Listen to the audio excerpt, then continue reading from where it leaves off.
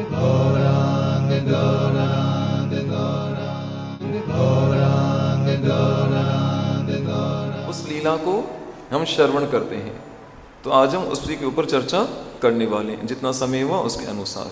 ठीक है, वैसा बोली हरे कृष्णा कृष्ण कृष्ण।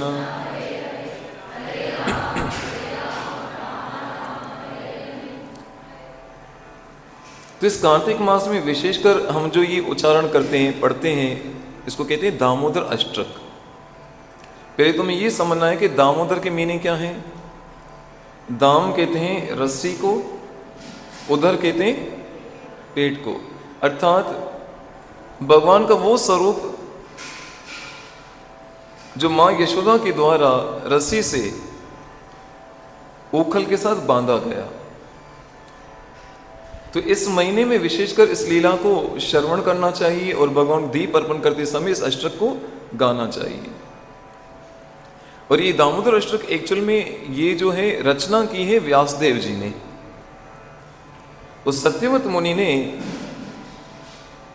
फिर ये ठाकुर जी से वरदान मांगा है, वो इस लीला को देख रहे हैं।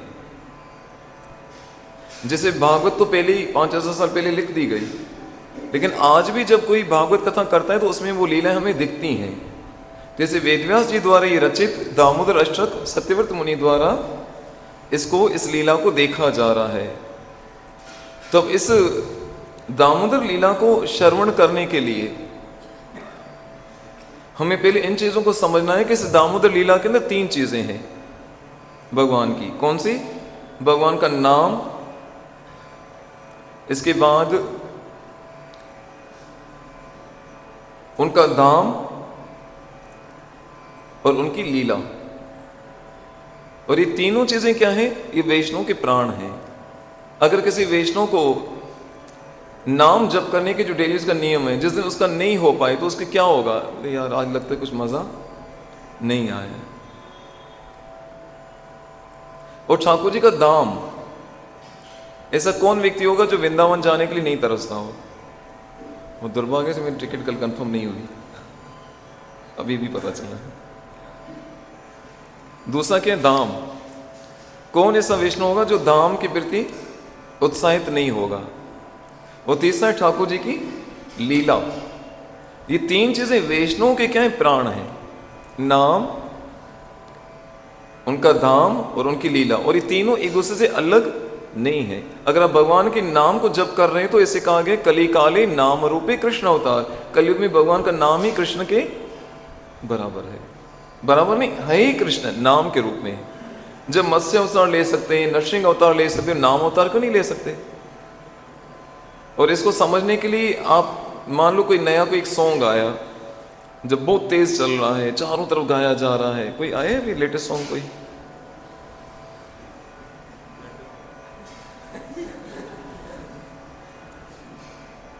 तो मतलब वो सॉन्ग इतना अच्छा होगा, हर कोई सुन रहा होगा, लेकिन सुनते सुनते एकदम एक दिन आप पक जाओगे, बोलते नहीं सुनना, अभी कोई नया चाहिए। लेकिन ये महामंत्र था जिसमें भगवान का नाम है, हजारों सालों से गाया जा रहा है। आप भी कितने सालों से जप कर रहे हो? 10 साल, 15 साल, 20 साल। लेकिन ऐसा होता है नहीं यार, अभी नाम छोड़ दो, कोई और नाम जप करते हैं। ऐसा मन करता है कभी? पॉसिबल ही नहीं है, क्योंकि नाम में, ये कृष्ण के नाम में कृष्ण में कोई अंतर नहीं है। जैसे जितना इसको लेते जाओ और मन करता है। जैसे अभी कई लोगों की स्टार्टिंग में 2 माला होती होंगी, अब वो 4 कर रहे होंगे, मतलब उसमें आनंद आ रहा है इसके लिए। जिसकी 4 हुई वो 16 कर रहा होगा। तो मतलब भगवान के नाम में और भगवान में कोई अंतर नहीं है। कलयुग में भगवान का नाम ही क्या है? भगवान का अवतार है।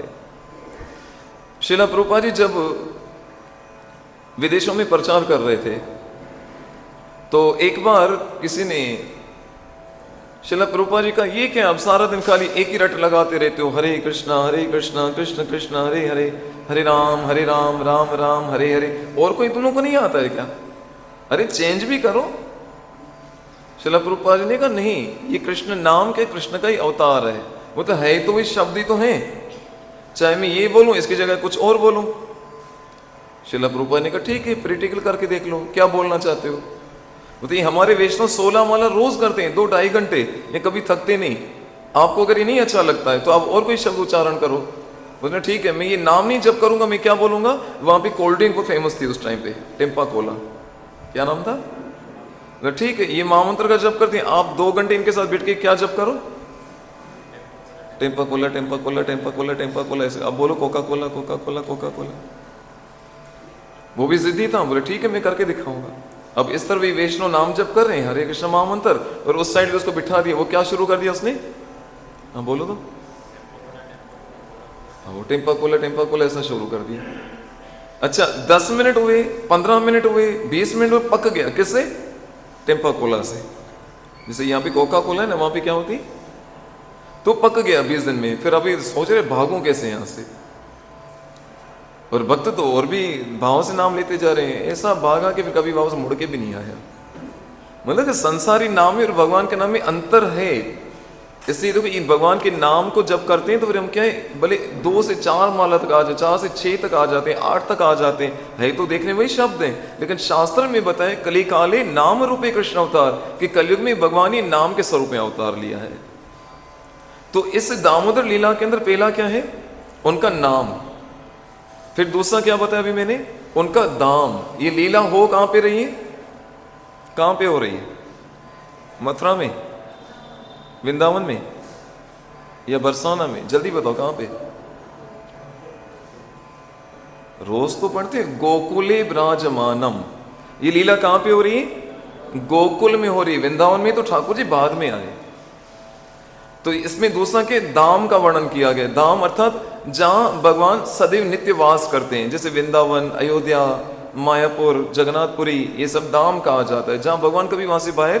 अब ऑटोमेटिक जाओगे तो इसके वाइब्रेशन आपको ऐसे मिलेंगे और अनुभव होगा, एहसास होगा कि यार यहाँ तो पत्ते पत्ते में क्या है, ये ठाकुर जी का नाम आ रहा है।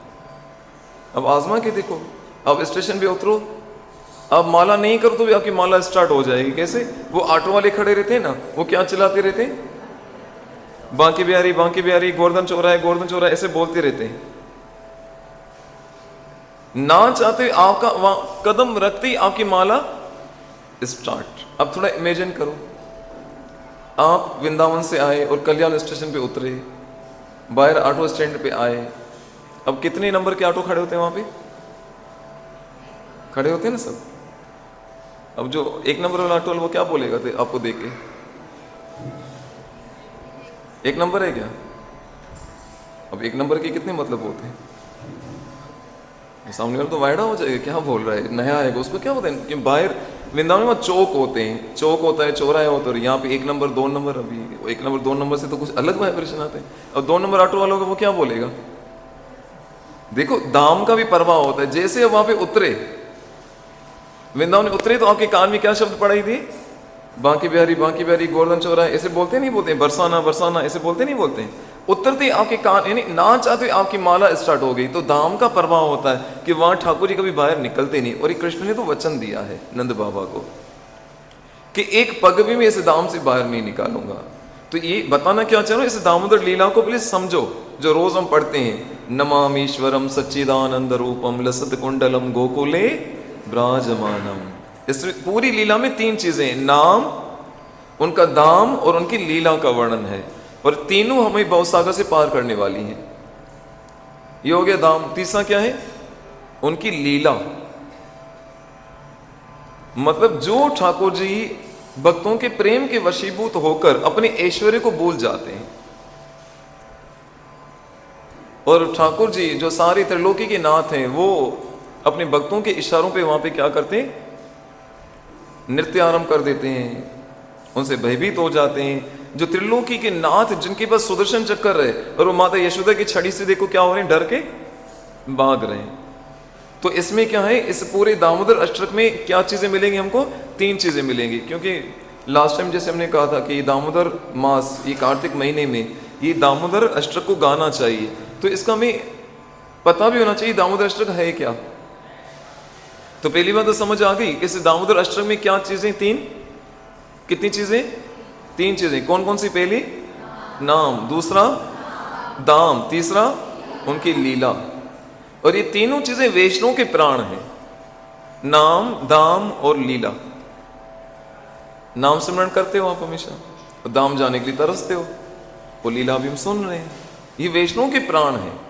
पर भगवत गीता में भगवान ये कहा है एक वैष्णव के लक्षण क्या है, मत चित मत गति प्राण बोधयंत परस्परम, कि मेरे जो भक्त होते हैं उनके चित्त हमेशा मुझ में लगे रहते हैं, उनके प्राण मुझ में बसे रहते हैं, और जब वो आपस में मिलते हैं तो क्या करते हैं, कथ्यंतश्च माम नित्यम, वो नित्य हमेशा मेरे विषय में चर्चा करते हैं।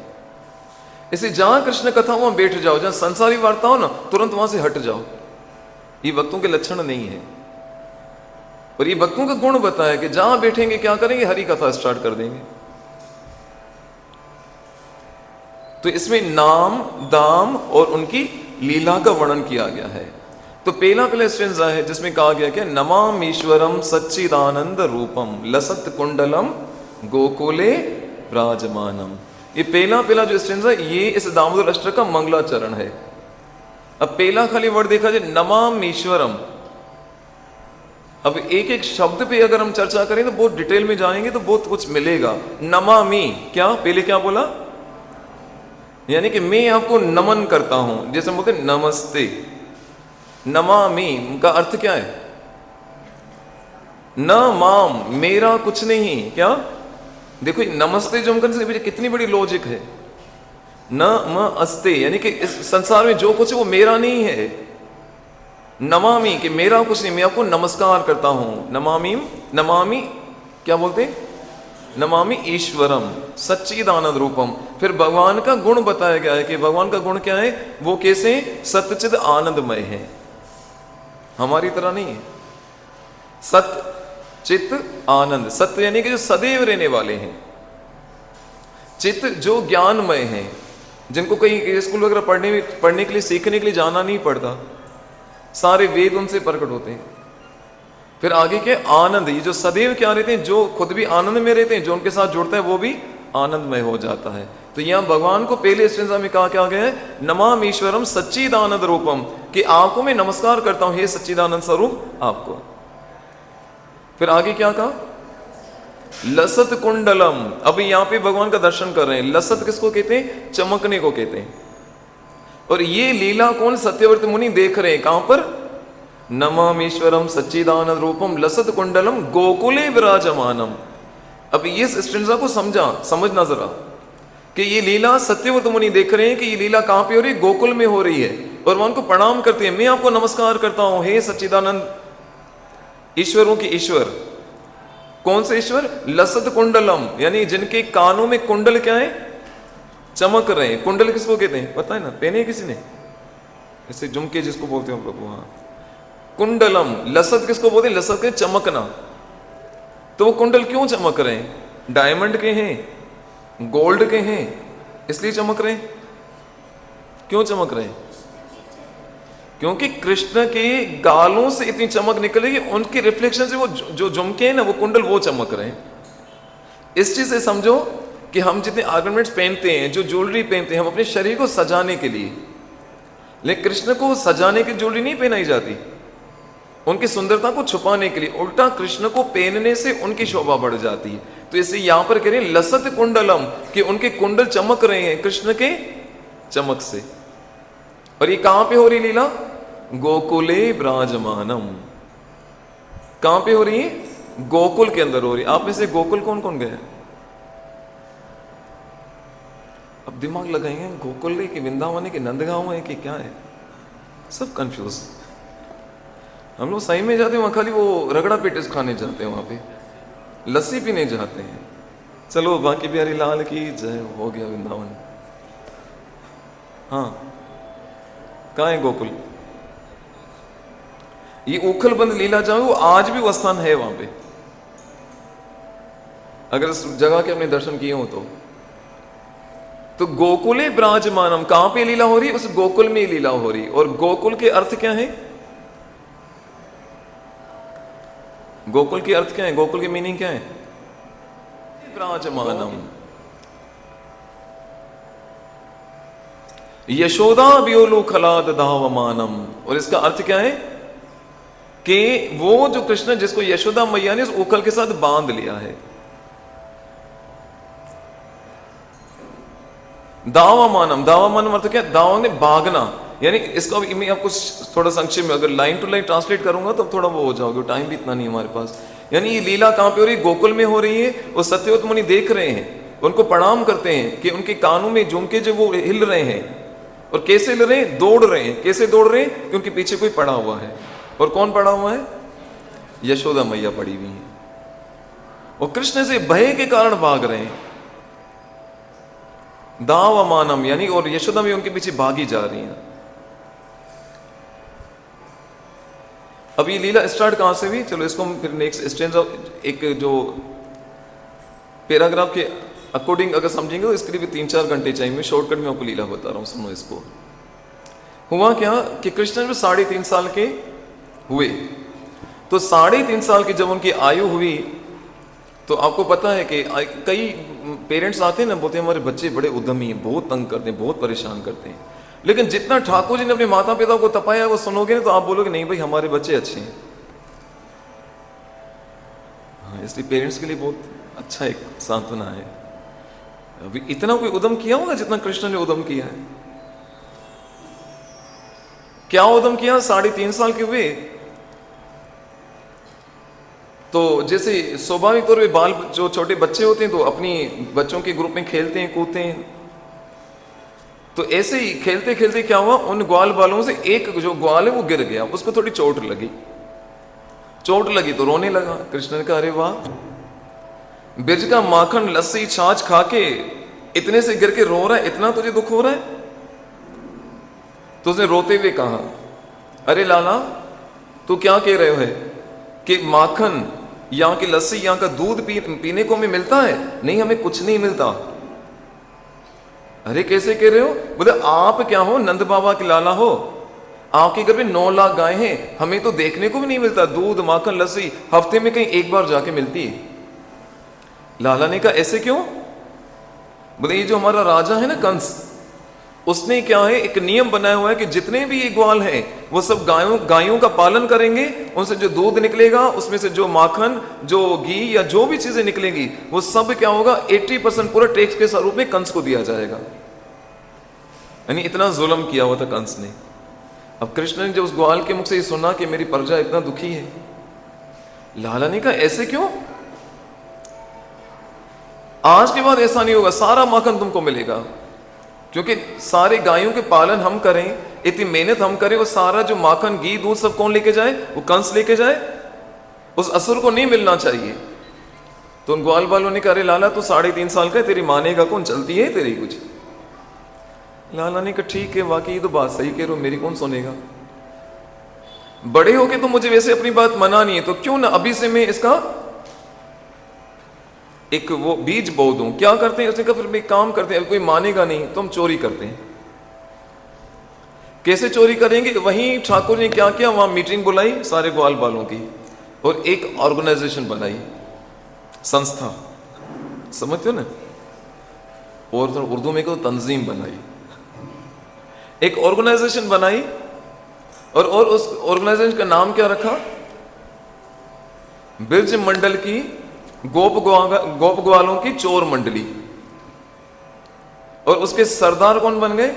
स्वयं कृष्ण, कि आज के बाद हमारा जो माखन है ब्रज से बाहर कहीं नहीं जाएगा, सब हम लेंगे। लेंगे कैसे? बोले चोरी करेंगे। तब चोरी करेंगे, निर्णय तो किया, लेकिन चोरी करे कहां पे? उन्होंने कहा पहले अभी चोरी करना भी तो सीखना चाहिए ना, चोरी करना भी तो, वो कहते हैं नक्कल के लिए भी अक्ल चाहिए। 2 चोर एक जेल में बैठे थे, एक दूसरे से बातचीत कर रहे थे। उसने कहा यार तू कैसे जेल में आ गया? बोलते चोरी करते हुए पकड़ा गया। बोलते कैसे पकड़े गए? समझ नहीं आया। बोलते मैंने चोरी की, फिर वहीं उसी घर में बैठ के नोट गिनना शुरू कर दिया। मतलब चोरी करने की प्रैक्टिस तो होनी चाहिए ना, ऐसे करेगा तो क्या पड़ेगा, सीधा जेल में। और चोरी की, लेकिन वहीं बैठ के गिनना शुरू किया। भाई वो चोर ने पकड़ लिया उसको। तो चोरी करनी प्रैक्टिस भी तो होनी चाहिए।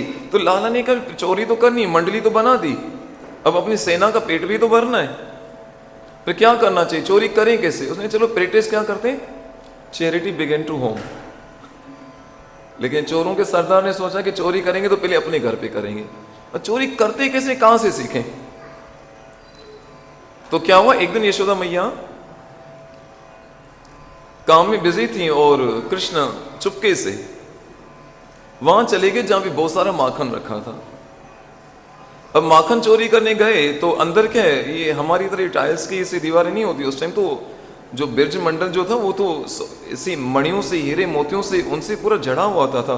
हिस्ट्री पढ़ोगे तो महमूद गजनवी ने 17 बार अटैक किया था, और ये सोने चांदी के पता नहीं कितने ऊंट भर भर के लेके गया, उठा भी नहीं पाया था, आखिर में छोड़ के जाने पड़े थे। ये ऐसा था ब्रज मंडल हमारा, आज भी है दिव्य दृष्टि से देखा जाए तो। महमूद गजनवी था ना, 17 बार जिसने सोमनाथ के मंदिर को तोड़ा, गोविंद देव, और पता कितने 100 ऊंट भर भर के गया था, फिर भी वो उठा नहीं पाए, इतना सारा वहां पे खजाना था। तो कृष्ण सीधा चले गए कहां पे, उस स्टोर रूम में जहां पे बहुत सारा माखन भरा पड़ा था।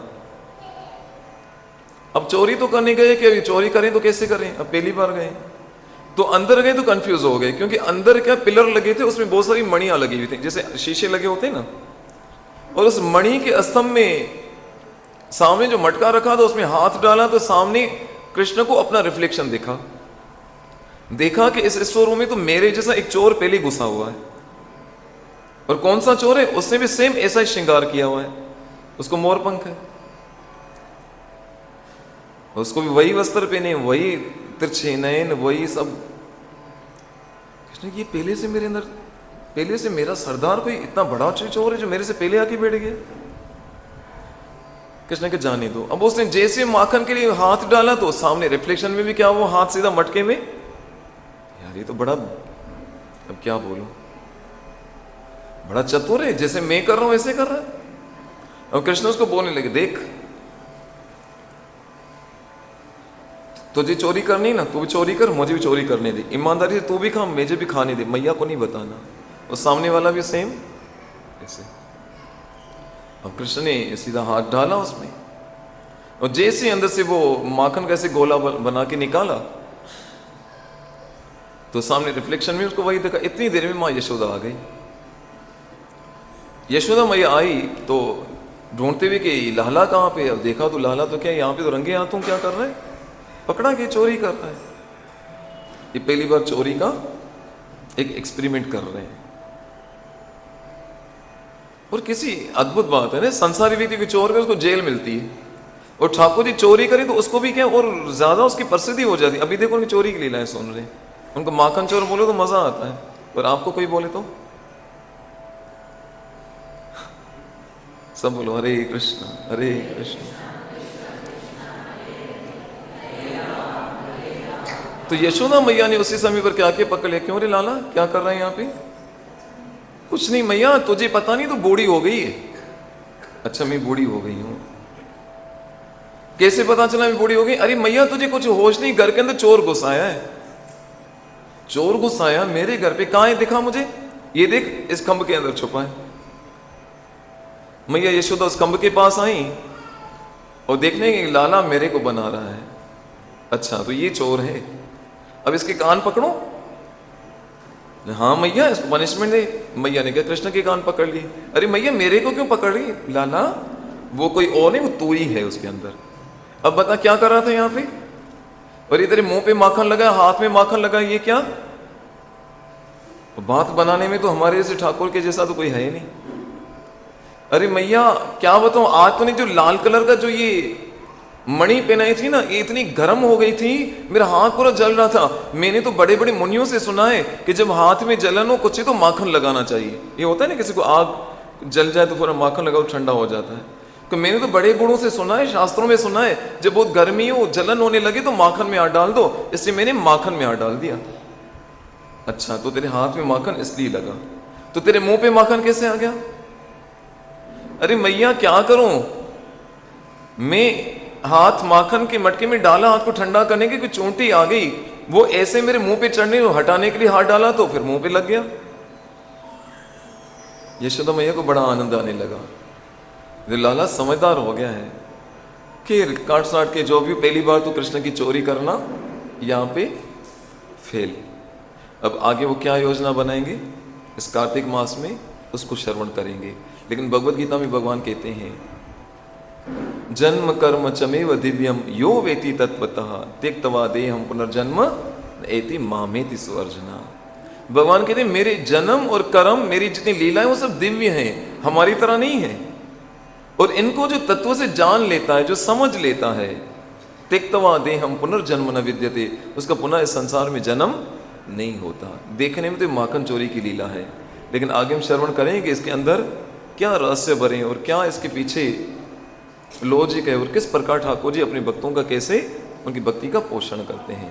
तो ये कार्तिक मास चल रहा है, इस कार्तिक मास में भगवान दामोदर को दीप घुमाने की बहुत महिमा है, और आशा करता हूँ कि सब लोग दीपदान ठाकुर जी को कर रहे होंगे, क्योंकि आज भी कई ऐसे लोगों को पता ही नहीं कि कार्तिक मास है क्या, उसमें उनकी वही रूटीन चल रही है, कुछ पता ही नहीं। जैसे ये हमारा कर्तव्य है कि जो हमारी सनातन संस्कृति है, जो हमारा वैष्णवज़म है, जो हमारी जो वैदिक स्क्रिप्चर है, उसको समझें, दूसरों को सुनाएं, उस सबको कृष्ण के साथ जोड़ें, क्योंकि चैतन्य महाप्रभु की आज्ञा है, यारे देख तारे कहो कृष्णोपदेश, आमार आज्ञा है गुरु होया तारी देश, कि जिसका इस भारतवर्ष में जन्म हुआ है ना, उसका पहला कर्तव्य क्या है कि वो क्या करे, हर किस खुद कृष्ण भक्ति करे, उसके संदेश को सुने और दूसरों को सुनाए, इससे उसका जीवन सफल होगा। हरे कृष्ण। श्री कार्तिक, तो कार्तिक मास में और बहुत सारे नियम लिए जाते हैं, जैसे माला डबल करने के लिए, दीपदान करने के लिए, जितना जितना आपसे हो सके पॉसिबल हो इतना आप करो, क्योंकि जिस प्रकार ये दिवाली का सीजन आ रहा है ना, सेल लगाई जाती है, ऐसे इस कार्तिक मास में ठाकुर जी सेल लगाते हैं।